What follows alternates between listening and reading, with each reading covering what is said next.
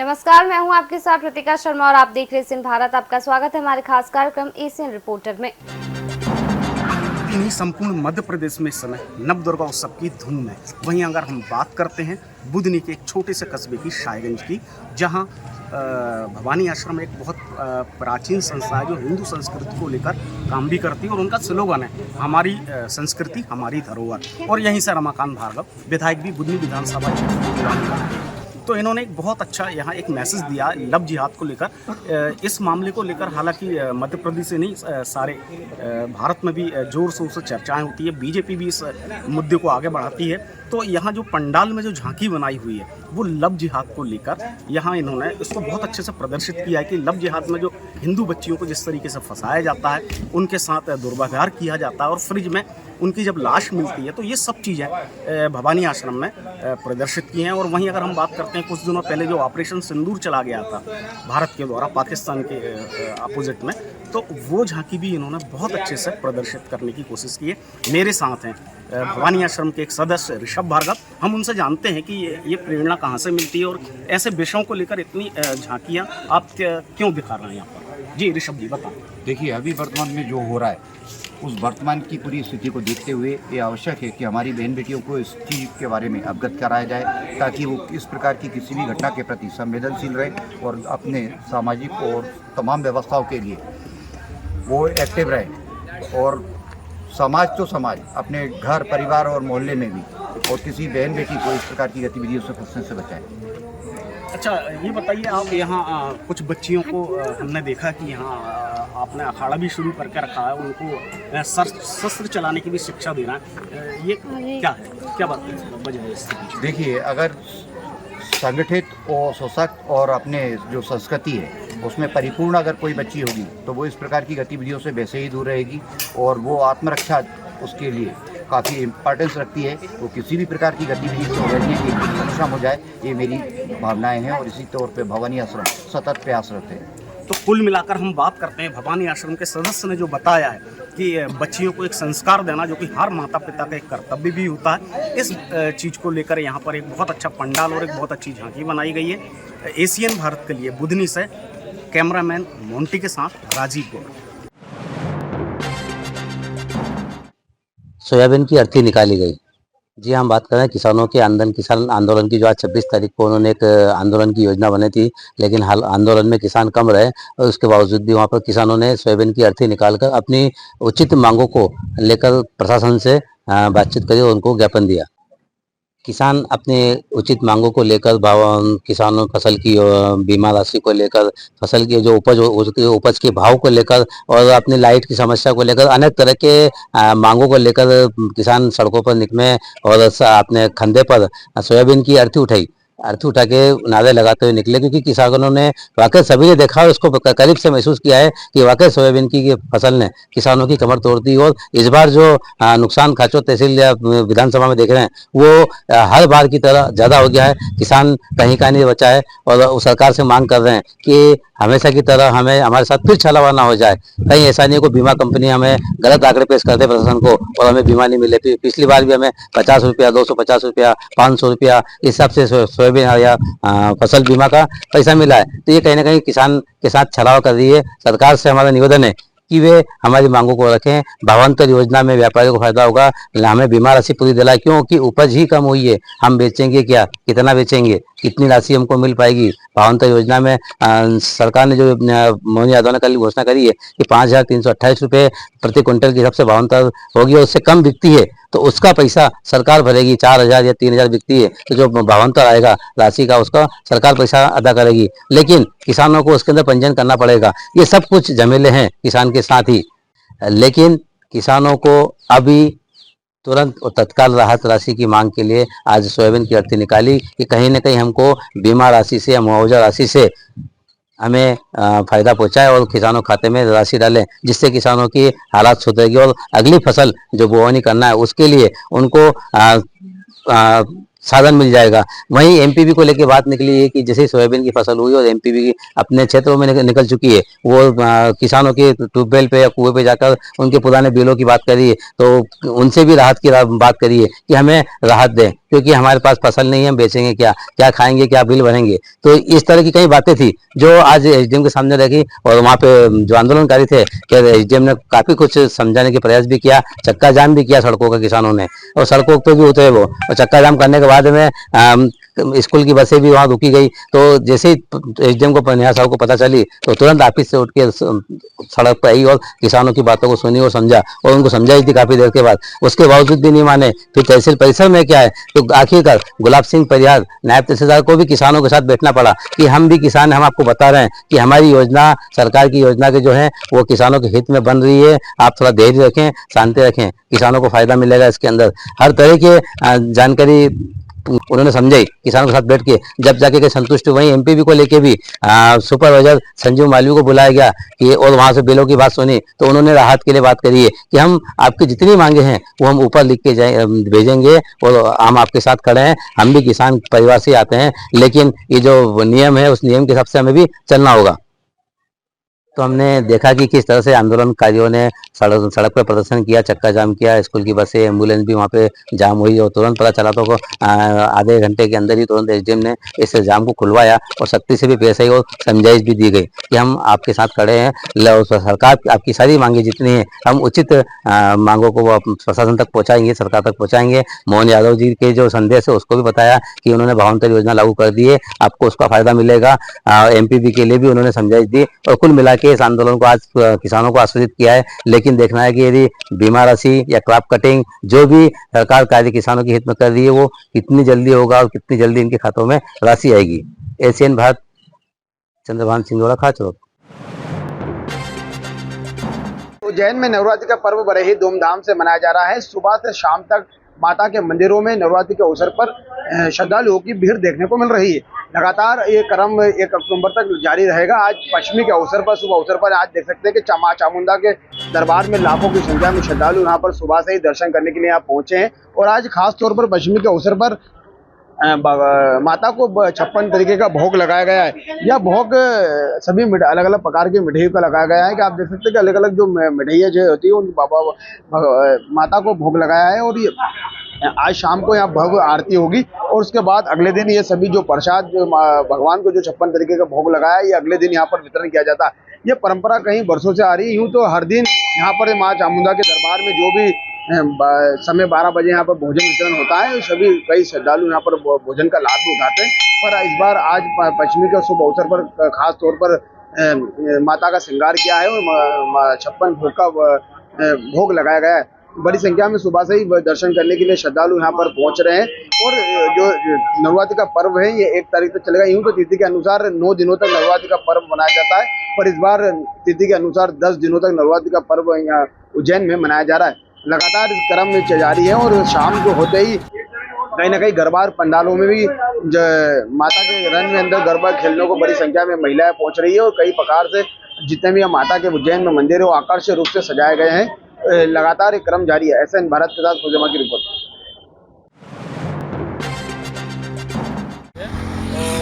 और ये जो मुख्य रास्ता है ये राजस्थान के प्रतापगढ़ को भी जोड़ता है। बांसवाड़ा के लिए भी इधर से वाहनों की आवाजाही होती है। और ये रांकुदा ग्राम की ही हम हमारे कैमरामैन से कहेंगे कि वो स्थिति बताएं। यह पूरी तरह से कट गई है, रोड की साइडें कट गई है, और यहाँ पर कभी भी कोई बड़ा हादसा हो सकता है। कहा जाए तो हादसों को निमंत्रण देता यह मुख्य मार्ग हो गया है। ये स्थिति हुए लगभग 1 माह बीत चुका है। यहाँ के जनप्रतिनिधि और आम जन द्वारा भी शासन प्रशासन को अवगत कराया गया है, और लगातार पुलिस बैरिकेड्स रख के यहाँ पे दुर्घटना होने से बचाने का प्रयास किया जा रहा है। परंतु इतनी ही प्रयासों के बाद भी धीरे धीरे खत्म होते होते मार्ग तक जा पहुँची है। ओवरटेक करने में कभी भी कोई बड़ा हादसा हो सकता है। और किसी तरह से ध्यान नहीं है। एशियन भारत न्यूज़ चैनल के लिए इजाजत की हासिल। सिंगाजी ताप परियोजना के प्रशासनिक भवन में मुख्य अभियंता के साथ मजदूर संगठन, मजदूरों, अधिकारियों और ठेकेदार की हुई बैठक। निकला समाधान। मजदूर संगठन हुए खुश, बोले हर माह हो बैठक का आयोजन। हम बात कर रहे हैं प्रदेश की सबसे बड़ी विद्युत ताप परियोजना सिंगाजी ताप परियोजना, जहां मजदूरों का शोषण होता है, और इनके शोषण को रोकने के लिए मजदूर संगठन जो है लगातार बैठकें करके अपनी मांगों को मुख्य अभियंता के सामने बताता है। ऐसी ही एक बैठक का आयोजन सिंगाजी ताप परियोजना के प्रशासनिक भवन में किया गया, जिसके मजदूर संगठन से जो है जितेंद्र सिंह देसला अध्यक्ष, बंशीलाल देसला अध्यक्ष मजदूर साथियों के साथ इस बैठक में पहुंचे। वहीं परियोजना की ओर से मुख्य अभियंता जयसी जुनवाल अपने अतिरिक्त मुख्य अभियंता और अधिकारी साथियों के साथ बैठक में मौजूद रहे और ठेकेदारों की ओर से ठेकेदार भी पहुंचे। लेकिन सबसे बड़ी बात इस बैठक में यह देखने को मिली, जहां परियोजना में 100% ठेकेदार काम करते हैं, 20% ठेकेदार भी इस बैठक में नहीं पहुंचे, जिसको देखकर मुख्य अभियंता भड़क गए और उन्होंने बातों ही बातों में बैठक का आयोजित करने वाले अधिकारियों को बोला, इस तरह से हरकत नहीं चलेगी। जो बैठक में आते हैं नहीं आते हैं उन लोगों को नोटिस देकर अवगत कराए, नहीं सुनते हैं तो कार्रवाई करे। मजदूरों का शोषण नहीं होना चाहिए और इस बैठक में जो समस्याएं निकलकर सामने आ रही है, अगली बैठक में वह समस्या ना आए, इसके और भी इसके लिए साथी जो अधिकारी हमारे हैं उनने सबने ध्यान देना चाहिए। इस बैठक की समस्या का समाधान अगली बैठक में दोबारा ना उठे। इसके साथ ही मजदूर संगठनों के द्वारा बिरसिंहपुर की कोल सैम्पलिंग में काम कर रही निक्की कंपनी जो इंटरप्राइजेस है बिरसिंहपुर के जो है, वह ना तो एरिया दे रही है। इसके साथ ही सारणी की विशाल चौहान कॉन्ट्रैक्टर जो है लगातार मजदूरों का शोषण कर रहा है, उसके बारे में भी शिकायत की गई है। वहीं मुख्य अभियंता ने सारी शिकायतों को अपने कागज में नोट करा और साथ ही अधिकारियों को निर्देश दिए कि इन जो शिकायतें हैं इनका समाधान हो, जिसके बाद मजदूर संगठन खुश हुए। साथ ही मजदूर संगठनों ने एक और मांग रखी कि मजदूरों को पेमेंट स्लिप दी जाए ताकि उन्हें पता चले कि उन्हें कितना भुगतान मिल रहा है और कितना भुगतान ऊपर से आ रहा है। पेमेंट स्लिप नहीं मिलने के कारण मजदूरों को जो लोन वगैरह अन्य सरकारी सुविधा का जो हक मिलना चाहिए वो नहीं मिल पाता है और पेमेंट स्लिप इस मांग का पूरी बैठक का रहा मुख्य मुद्दा। अगली बैठक में इस बैठक की समस्या ना आए, इसके लिए मुख्य अभियंता जेसी जुनवाल ने अधिकारियों को दिए निर्देश, कार्रवाई करो, नोटिस दो और इस तरह की समस्या दोबारा अगली बैठक में ना आए। अगली बैठक में जितने ठेकेदार बोले जाते हैं वो सभी ठेकेदार आए, अगर नहीं आते हैं तो होती है कार्रवाई। मजदूर संगठनों की बैठक का दिखा असर। पुनासा से एशियन भारत रिपोर्टर के लिए आनंद दराड़े। सुवासरा विधानसभा के विधायक हरदीप सिंह डंग को उस समय आक्रोश झेलना पड़ा जब वो गरबा मंडल में आरती करने गए थे। जी हाँ, किसान काफी परेशान हैं और उनकी फसलों का उत्पादन नहीं मिल रहा। तो जब क्षेत्रीय विधायक शामगढ़ तहसील के असावदी गांव में पहुंचे तो करीब 50 से ज्यादा किसान उन्होंने घेर लिया और फसल मुआवजे की मांग करने लगे। किसानों का कहना है था कि हमें मुआवजा मिले, हमारी फसलें बर्बाद हो चुकी हैं। तो वहीं विधायक हरदीप सिंह डंग का कहना था कि हम दीपावली से पहले आपको मुआवजा दिला देंगे। लगातार जिले में पीला मोजक और फसलें बर्बाद होने से किसान काफी परेशान दिखाई दे रहे हैं। वहीं किसानों का आरोप था कि जिला कलेक्टर द्वारा भ्रामक खबरें चलाए जाने की एक खबर वायरल करी थी। उसके बाद किसान और आक्रोशित हो गए। लगातार जिले में किसान अपनी फसल मुआवजा और बीमा की मांग करते हुए दिखाई दे रहे हैं। मंदसौर से हिम्मत सिंह चौहान। इंदौर नगर निगम और देपालपुर नगर परिषद के बीच आज हुए एमओयू के बाद जनप्रतिनिधियों का कहना है कि देपालपुर को आदर्श स्वच्छ नगर परिषद बनाने में संसाधनों की कोई कमी नहीं आने दी जाएगी। कैमरा पर्सन नीरज जावलिया के साथ मैं अशरफ मंसूरी, एसीएन भारत न्यूज़, इंदौर। स्वच्छ भारत मिशन को नई ऊंचाइयों पर पहुंचाने के लिए अब इंदौर को एक और बड़ी जिम्मेदारी मिली है। स्वच्छता में लगातार देश भर में नंबर 1 रहने वाले इंदौर को अब देपालपुर नगर परिषद को मेंटर करने की जिम्मेदारी मिली है। इसको लेकर इंदौर नगर निगम और देपालपुर नगर परिषद के बीच एक एमओयू हरियाणा के पूर्व मुख्यमंत्री और केंद्रीय मंत्री मनोहर लाल खट्टर की वर्चुअल मौजूदगी में साइन किया गया। इस मौके पर महापौर पुष्यमित्र भार्गव, देपालपुर के विधायक मनोज पटेल, देपालपुर की नगर परिषद अध्यक्ष और इंदौर एमआईसी के सदस्यगण उपस्थित रहे। संकल्प लिया गया कि देपालपुर को आने वाले 100 दिनों में एक आदर्श स्वच्छ नगर परिषद बनाया जाएगा। यह काम केवल 100 दिनों तक सीमित नहीं रहेगा, बल्कि लंबे समय तक स्वच्छता को बनाए रखने की योजना भी बनाई जाएगी। इंदौर की टीम कल से देपालपुर में काम शुरू कर देगी। कल दोपहर 3 बजे वहां एक विशेष बैठक का भी आयोजन किया गया है, जिसमें कार्य योजना को अंतिम रूप दिया जाएगा। इस दौरान जनप्रतिनिधियों ने कहा कि मुख्यमंत्री डॉक्टर मोहन यादव और नगरीय प्रशासन मंत्री कैलाश विजयवर्गीय ने स्पष्ट किया है कि संसाधनों की कोई कमी नहीं आने दी जाएगी। बता दें कि स्वच्छता रैंकिंग में देपालपुर का स्थान 1710 था और लक्ष्य है कि इसे टॉप पर लाना है, जिससे इंदौर जिले की स्वच्छता की विरासत और भी मजबूत होगी। स्वच्छता का महागुरु बनने के बाद इंदौर देपालपुर को स्वच्छता के गुर सिखाएगा। इंदौर नगर निगम और देपालपुर नगर परिषद के बीच एक MOU साइन हुआ है, जिसके तहत आने वाले 100 दिनों में देपालपुर को आदर्श स्वच्छ नगर परिषद बनाया जाएगा। यह कार्य केवल 100 दिनों तक ही जारी नहीं रहेगा, बल्कि आगे की कार्य योजना भी बनाई जाएगी। मुख्यमंत्री मोहन यादव मध्य प्रदेश में विकास के नए नए आयाम स्थापित करने के लिए काम कर रहे हैं और इसके लिए वो जाने भी जा रहे हैं। पूरे मध्य प्रदेश के किसी भी जिले में ऐसा जिला नहीं है जहां अभी तक उनका दौरा नहीं हुआ है या वहां पर उन्होंने विकास की सौगातें नहीं दी हैं। आज राजधानी भोपाल में उन्होंने जहां सेवा पखवाड़ा के अंतर्गत 2100 हेलमेटों का वितरण कराया, एक वाहन रैली निकाली।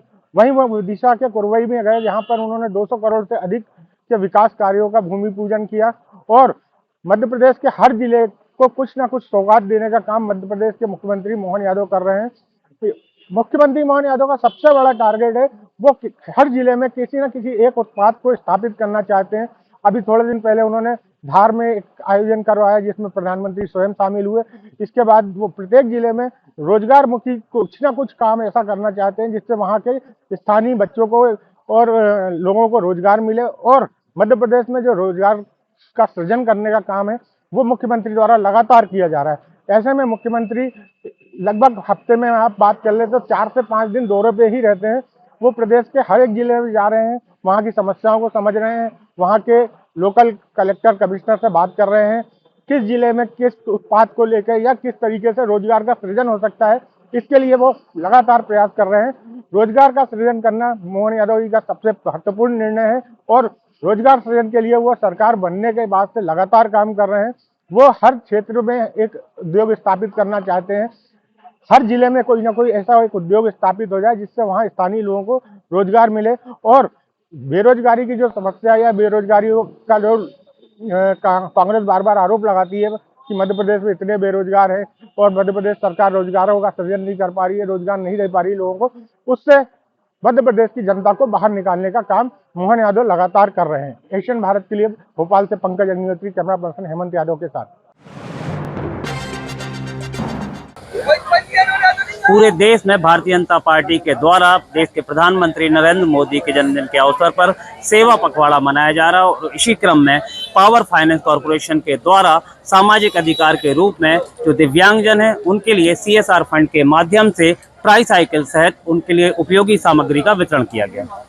दमोह जिले के कलेक्ट्रेट परिसर में सेवा पखवाड़े के रूप में एक दिव्यांग शिविर का आयोजन किया गया। इस दिव्यांग शिविर के माध्यम से पावर फाइनेंस कॉरपोरेशन लिमिटेड द्वारा निर्मित सामाजिक दायित्व CSR फंड को लेकर इस योजना के अंतर्गत जितने भी दिव्यांगजन थे उनके लिए पुनर्वास केंद्र कलेक्ट्रेट परिसर में निःशुल्क मोटरेट मोटरसाइकिल का वितरण यहाँ पर किया गया। इस आयोजन के दौरान जितने भी दिव्यांगजन यहाँ पहुँचे थे उन सभी को अन्य प्रकार के उपकरण भी वहाँ पर दिए गए हैं।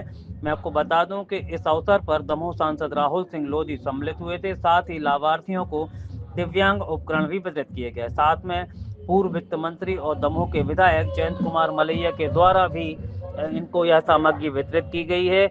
मैं आपको बता दूं कि दमोह जिले में लगभग 204 हितग्राहियों को यह सामग्री वितरित की गई है, जिसके साथ जिला कलेक्ट्रेट परिसर में आयोजित कार्यक्रम के दौरान लगभग 93 हितग्राहियों को, जो कि 3 पंचायतों से आए हुए थे, उन सभी को यहाँ पर 3 नगर पंचायतों से आए हुए थे, उन सभी को यह सामग्री वितरित की गई है। इस अवसर पर दमोह के विधायक जयंत कुमार मलैया के साथ जिला पंचायत की अध्यक्ष रंजीता गौरव पटेल, जनपद की अध्यक्ष प्रीति कमल ठाकुर के साथ भाजपा जिला अध्यक्ष श्याम सेवरे सहित अन्य जनप्रतिनिधियों की मौजूदगी रही। पूरे दमोह जिले में 204 लोगों को सामग्री उपलब्ध कराई गई। इसके अलावा दमोह जिला मुख्यालय पर एक कार्यक्रम के दौरान 93 हितग्राहियों को अन्य आवश्यक उपकरण सामग्री वितरित की गई, जिसमें से ट्राईसाइकिल, मोटरेट ट्राईसाइकिल के साथ अन्य उपकरण मौजूद थे। सभी हितग्राही जो दिव्यांगजन हैं वह इस सामग्री को पाकर उनके चेहरे की खुशी देखने लायक थी। Ganesh Agrawal, Asian reporter, Damoh.